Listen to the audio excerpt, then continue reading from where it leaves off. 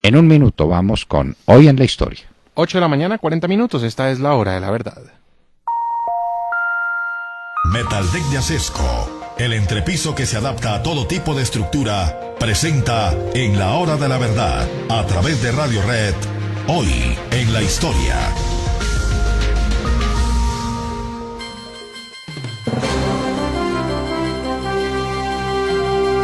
Estamos con el escritor y pensador político argentino Nicolás Márquez, que durante 2 días nos ha hecho presentaciones maravillosas sobre la vida de Eva Perón, indiscutiblemente ligada al peronismo y a lo que se llamó, a Juan Domingo Perón, a lo que se llamó el peronismo primero y después el justicialismo. ¿Qué le quedó a Argentina de todas esas aventuras?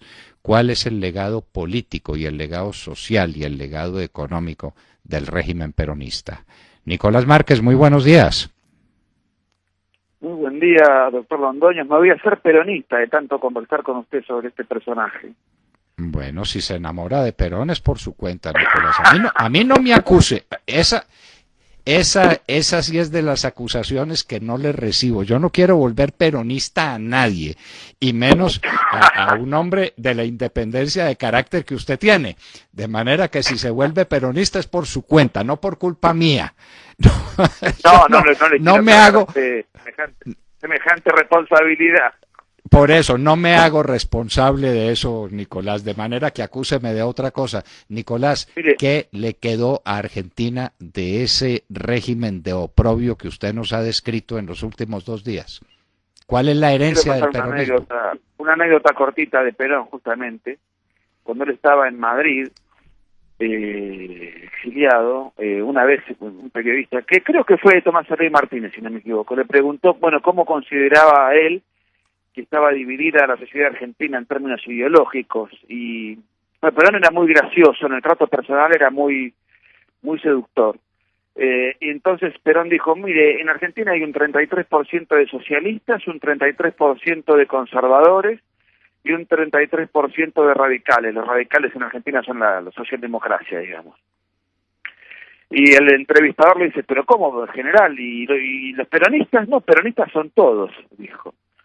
Y algo de razón tenía, porque en definitiva el peronismo, como es una fuerza movimentista, abarca todo, la izquierda, la derecha, da para cualquier cosa y se presta tanto para un barrido como para un fregado, ¿no? El propio Perón, hay un biógrafo norteamericano que Perón tenía, que era Joseph Page, que ha escrito un libro muy bueno, y que él decía Page que Perón utilizaba la ambigüedad de una manera artística, y él siempre en sus discursos manejaba permanentemente esa ambigüedad para tratar de acaparar y abarcar a todos los sectores, ¿no?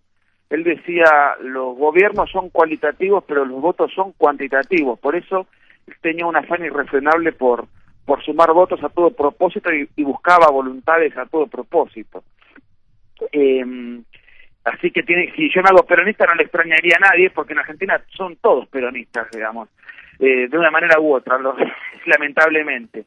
Inclusive los opositores, que no se animan a hablar mal de Perón porque tienen miedo de que si hablan mal de Perón o no se oponen a su figura histórica, de esa manera es como que temen perder potencialmente votos de ambientes que pueden tener simpatía con el peronismo. Entonces, como todos quieren arrebatarle votos al peronismo, finalmente nadie habla mal de Perón, y entonces Perón va quedando como en la historia como un grande, como un estadista, porque no recibe críticas que contrasten su persona, por ese oportunismo político consistente en tratar de captar las masas, los votos de las masas peronistas, que siguen siendo muy numerosas.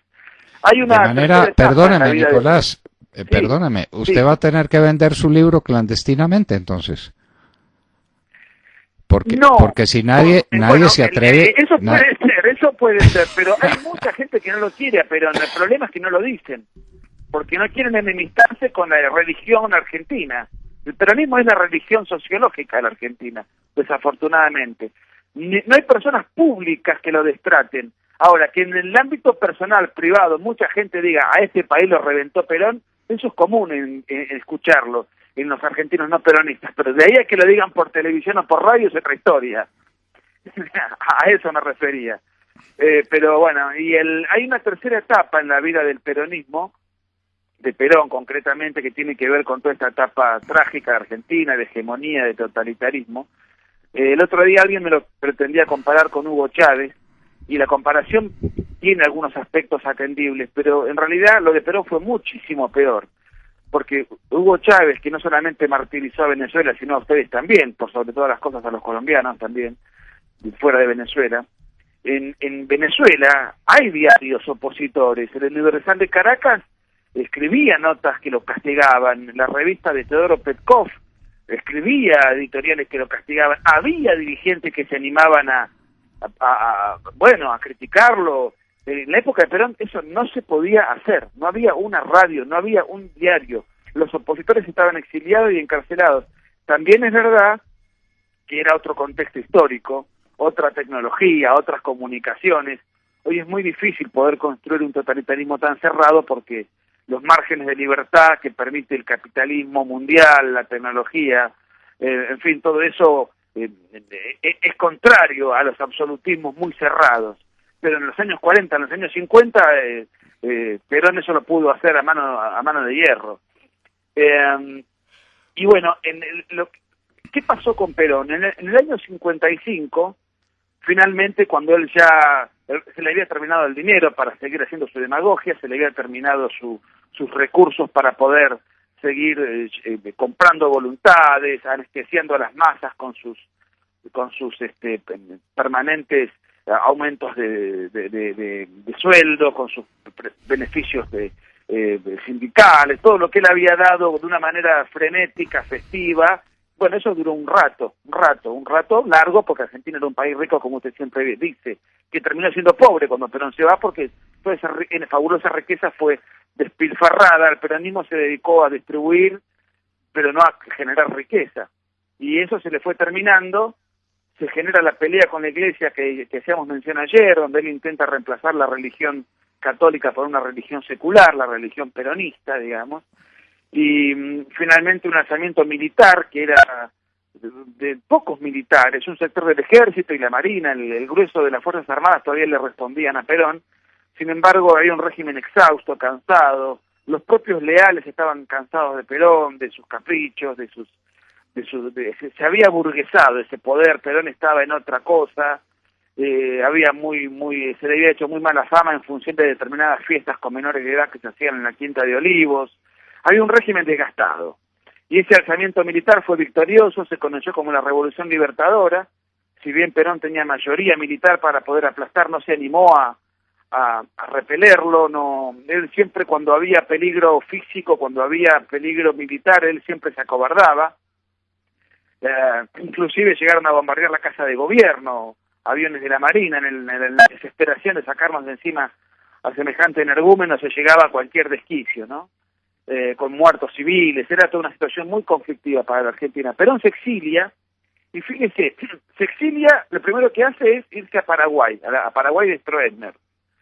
De ahí, creo que pasa unos días en Caracas, que estaba, si mal no recuerdo, Pérez Jiménez. Luego se va con Trujillo, y de ahí se va a la España franquista, y donde vive la mayor parte de su vida, en el exilio, en la España franquista. Allí conoce una cabaretera. Bueno, en realidad la cabaretera la conoce en Panamá, que fue Isabel, su tercera esposa. Él va a un cabaret, una borrachería nocturna, y ahí hay una bailarina que bueno, en fin, trabajaba en el cabaret, bailaba allí, y Perón se fija en ella y se va a vivir con ella. Y después se la lleva a España, una mujer que de nombre artístico se la conocía como Isabelita, que efectivamente fue la tercera presidenta de la Argentina cuando Perón regresa. Ahora, Perón desde el exilio empieza a utilizar y a congraciarse con sectores de la izquierda revolucionaria, no porque él fuese de izquierda, porque él no era de izquierda, era un militar. En todo caso, si hay alguna influencia que él haya tenido, ha sido el musolinismo. Pero en ese movimentismo, en esa especulación que él tenía para moverse ideológicamente según las coyunturas, En los años 60, 70 empieza a haber un creciente accionar de la guerrilla castrista en la región, en Argentina los montoneros, el ERP, que eran las fuerzas insurgentes que empezaban a asomarse, y Perón intenta pegar un giro ideológico, entonces es como que de alguna manera usa a los montoneros para que los montoneros desaten aquí una batahola en la Argentina de atentados, de terrorismo, y los montoneros lo usan a él para invocarlo en su nombre, y de alguna manera se hacían un favor mutuo. Así que ese caos fue desacreditando los diferentes gobiernos de la Argentina. Había una situación muy rara en la Argentina, porque el peronismo estaba proscripto como partido político porque se decía que el peronismo era un partido no democrático y que por consiguiente no podía participar de las elecciones, lo cual el razonamiento es válido. El problema es que la mitad más uno de la población era peronista, y entonces era una democracia bastante rara, en donde la mitad más uno de la población no tenía un partido político propio. Entonces había una democracia que nunca se llegó a restaurar, no era una democracia muy clara, porque el partido mayoritario estaba proscripto, pero el partido mayoritario a su vez no era democrático. Entonces había una situación de mucha confusión. Esto estoy repasando muy rápidamente, porque fueron 17, 18 años de conflictos permanentes, de golpes militares, de negociaciones, Perón manejando desde el exilio a sus fuerzas, a sus militancias y después a la guerrilla. Bueno, finalmente Perón vuelve en un contexto caótico en el medio de una guerra civil entre la guerrilla marxista que Perón había fomentado y las Fuerzas Armadas de la Nación y la propia derecha peronista, que también tenía su rama de extrema derecha, el peronismo. En ese contexto viene Perón ya cansado, viejo, enfermo, y llega con la fórmula Perón-Perón, Perón presidente y su mujer, Isabel Perón, vicepresidente. Perón no tenía energía física para manejar esa situación. Cuando advierte que a la guerrilla que él había fomentado ya no la puede manejar porque hasta le pretendía condicionarlo a él se dedica a combatir esa misma guerrilla de manera ilegal. Él fue el que inauguró en Argentina el concepto de la represión ilegal. Y ahí se muere. Y nos deja ese legado. Nos deja como legado una guerra civil, nos deja como legado a una mujer que no estaba a la altura de las circunstancias, que fue la que heredó el trono, porque Isabel Perón se consagró presidente de Argentina después de la muerte de él, porque fue en el escalafón institucional, era ella la que tenía que presidir. Nos dejó una hiperinflación galopante, un país dividido, un país empobrecido, y el hombre fuerte, que era la mano derecha de él, era un personaje muy oscuro, que le decían el brujo por su afección a las supersticiones, un hombre que se dedicó a perseguir a los guerrilleros de una manera ilegal, que fue José López Rega. Era una especie de monje negro, de esos personajes que están detrás del poder, manejando un poder de manera poco ortodoxa. Hiperinflación, un país empobrecido, embrutecido, dividido, un país que nunca pudo despegarse de ese nudo que Perón ató en los años 40, y Perón se muere con la irresponsabilidad total y completa de saber el desastre que nos había dejado, y dejándonos como sucesora a una mujer cuyo cursus honorum en términos políticos es haber sido cabaretera en una borrachería en Panamá, en un bar que se llamaba Happy Land Bar, que fue allí donde él la conoció, y nos dejó a esa gente con ese nivel de instrucción, con ese prontuario para solucionar una guerra civil que él fomentó. Los montoneros de hecho se decían peronistas y eran una estructura de extrema izquierda, pero que se identificaban con el peronismo y que Perón alentó estando desde Madrid.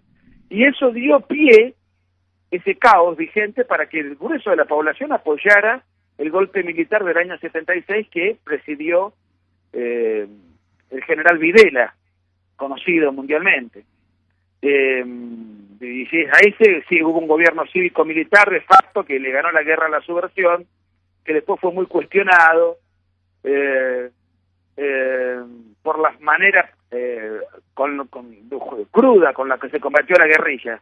Pero era la misma manera que había implementado Perón antes de morir también, así que a Perón no lo tocan, pero sí tocan al gobierno militar que tuvo que venir a salvar al país del caos en el cual había dejado Perón y el peronismo envuelto la situación institucional de Argentina. Así que el legado, cuando él se murió, ese fue el legado que nos dejó. Isabel Perón como presidente, una guerra civil, la guerrilla, López Rega como monje negro manejando el poder, un país en hiperinflación, y ese fue el legado real. Entonces, el causante se muere y el legado es ese. Ahora, hay un legado cultural, que ya es más complicado y está más sujeto a debate. ¿Qué nos deja el peronismo como legado cultural? Yo creo que fundamentalmente, es muy amplio esto, la Argentina antes de Perón era una Argentina del esfuerzo. Decían los inmigrantes que venían a la Argentina, decían, bueno, vamos a ir a la Argentina a trabajar y a hacernos nuestra casa y a que nuestros hijos estudien. O sea, había una movilidad social ascendente, pero era el legado del esfuerzo. Había que ser excelente, había que esforzarse, había que trabajar. Y después de Perón, eso cambió y hoy la Argentina dejó la cultura del esfuerzo por la cultura de la demanda.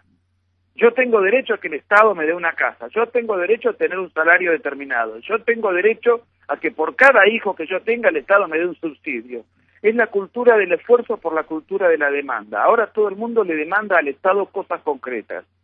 Que por supuesto, demandarle al Estado es demandarle a... que el Estado pague algo, bueno, alguien no tiene que pagar, el Estado saca recursos de algún otro lado. O sea que siempre hay una cultura de la demanda, del paratodismo subsidiante y de un Estado que siempre tiene que satisfacer peticiones. ¿Y quién paga esas peticiones?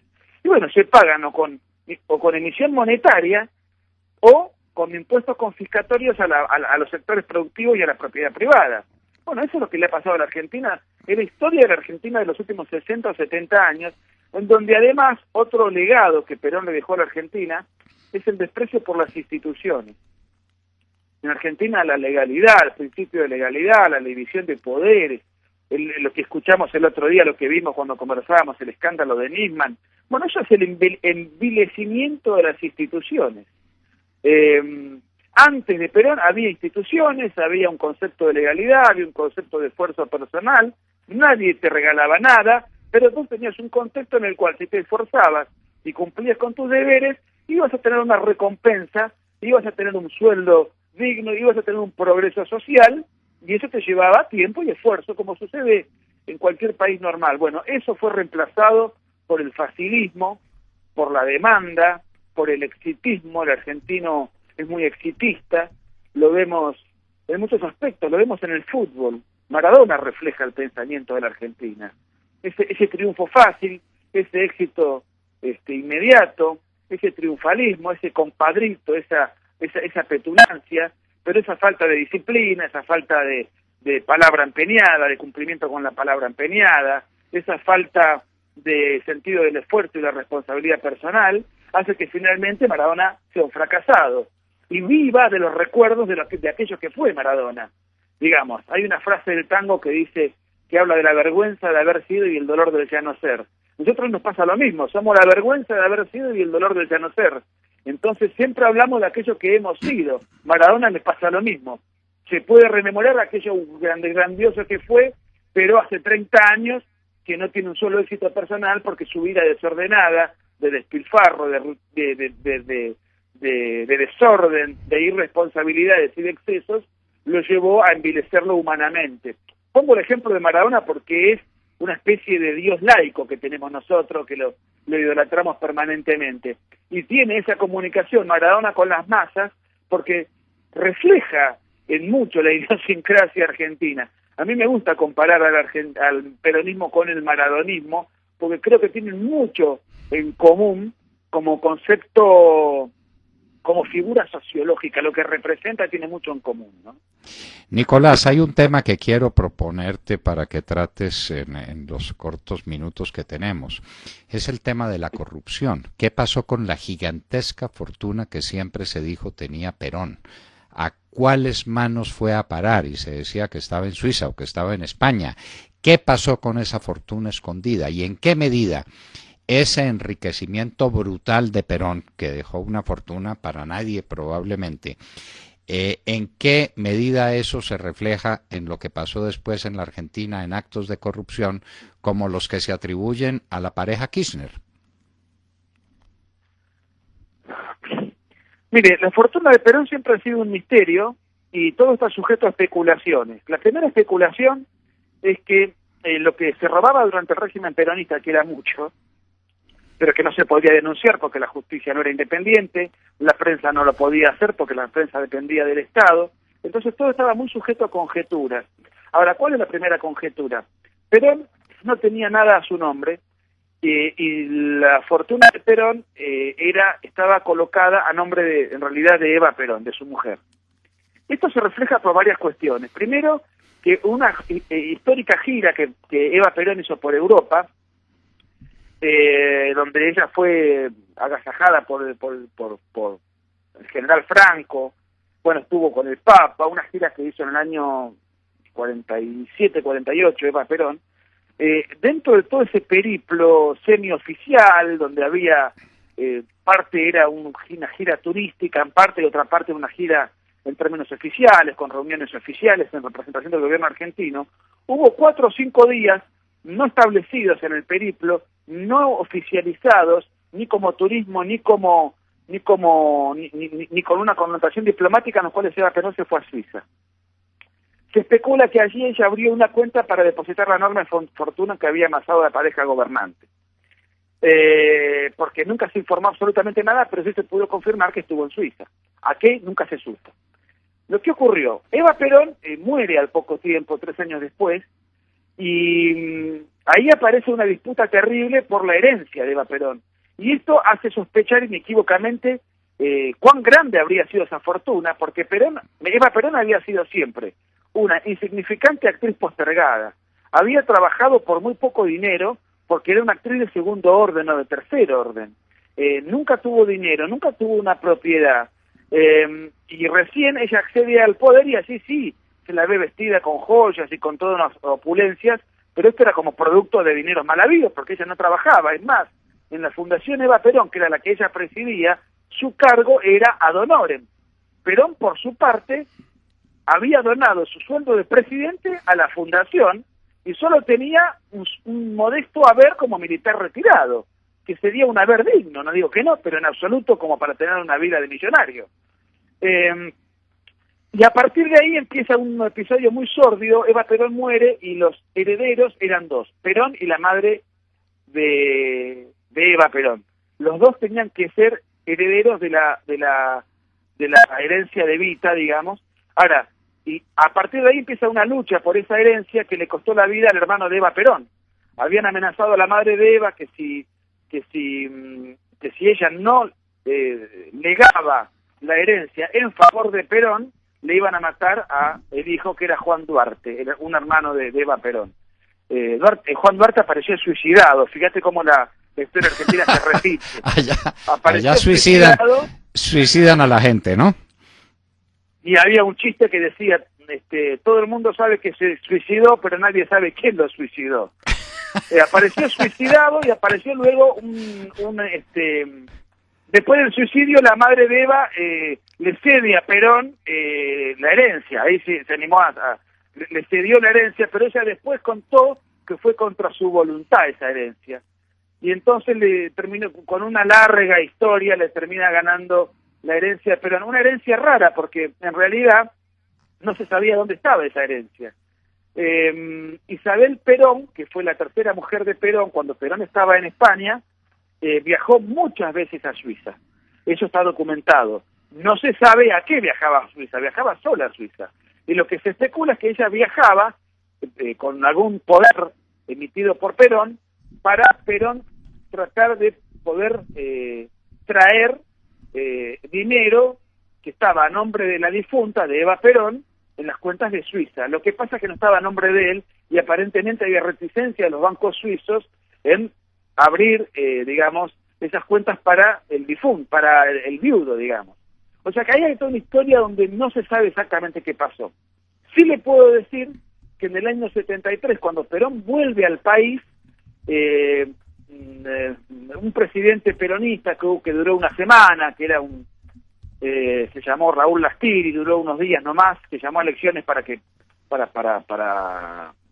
consagrar la fórmula Perón-Perón en un contexto, porque hay una cuestión, en el año 73 finalmente a Perón se le permite volver, se permite que el partido peronista participe en las elecciones, pero se le impuso una trampa a Perón. Se exigía 2 años de residencia para ser candidato a presidente. Como Perón estaba en el exilio, el peronismo podía competir, pero con otro candidato. Bueno, después finalmente este presidente fugaz llamó a elecciones y Perón se presentó. Pero en ese lapso, emitió un decreto, este señor Lastiri, reconociéndole a Perón la herencia que le había sido impedido cobrar con motivo del golpe de Estado que le habría padecido en el año 55. El monto en el año 73 de la herencia que Perón cobró fue de $8 millones, que es un monto modesto comparado con lo que se supone que en realidad de lo que era el monto real. Pero en el año 73, $8 millones era una cifra, hoy es una cifra realmente estupenda. En el año 73 era una cifra que no sé por cuánto la podemos multiplicar. $8 millones hace 40 años era algo... Por 10, tranquilamente. ¿Cómo? Tranquilamente por 10 o algo más. Bueno, yo pensaba que por 10 tranquilamente. O sea que esa era la cifra de la herencia que su mujer, una insignificante actriz postergada, le había dejado a su esposo. Quiero aclarar una cosa que también es interesante. Perón, más allá de todo esto, de lo mucho que se ha robado, de lo mucho que se dice y de lo mucho que de las joyas de Eva, Perón, él individualmente tenía costumbres muy militares. Comía de una manera muy austera, vivía de una manera austera, se levantaba temprano, no se le conocen gustos muy caros, no se le conocen que haya tenido costumbres fastuosas. Era un hombre muy austero, muy militar de la época. Obviamente muy sospechado de todos estos manejos sórdidos, de haber cobrado una herencia tan escandalosa que no se sabe el origen. Se supone que el origen provenía del desmanejo de la Fundación Eva Perón, que era una verdadera caja negra donde se recaudaba plata sin rendirle cuentas a nadie. Parte iría para sus actividades demagógicas y gran parte para disfrute de la pareja gobernante, pero la que sí se exhibía con toda lujuria era Eva Perón. Pero Perón siempre fue un hombre muy austero en sus costumbres. O sea que yo no sé cuál fue el afán que él tuvo de robar tanto, siendo que no era un hombre, por lo menos visiblemente, en fin, ambicioso en términos materialistas. Era una persona austera. Su vida era austera, toda su vida fue así, en la Argentina y también en el exilio. Un hombre militar de costumbres frugales, comidas frugales, de salir poco, de vivir, digamos, su vida era el deporte, las peleas de boxeo, le gustaban las películas de cowboy. Era un hombre con costumbres y gustos vulgares, pero austeros, digamos.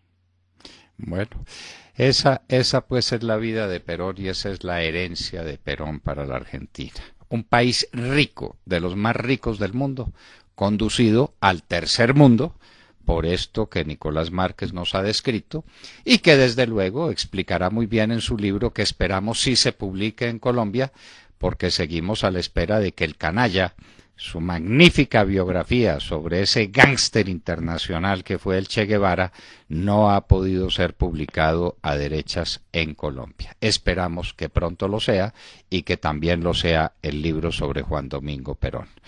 Nicolás, un abrazo y muchas gracias por esta cooperación extraordinaria con nosotros en nuestro segmento habitual de Hoy en la Historia. Muchísimas gracias, Nicolás. Gracias a usted, un fuerte abrazo para todos, cariño. Bueno, Nicolás Márquez, ¿cómo les parece la historia y cómo les parece el fin de la historia? Un hombre que se enriqueció fabulosamente, nadie sabe para quién, y que tuvo por esposas a dos cabareteras a las que hizo, una cabaretera, Isabelita, y a una mujer de las tablas del teatro de segunda o tercera condición, llena de amantes, con una vida muy azarosa, muy resentida, a la que hizo santa y a la que hizo no solamente la primera dama argentina, sino una especie de inspiración argentina, inspiración para Argentina, tanto pues que hasta una religión especial quiso montar. La historia de Evita Perón y el legado de Juan Domingo Perón nos lo contaba Nicolás Márquez en Hoy en la Historia, que les traíamos gracias a Sesco.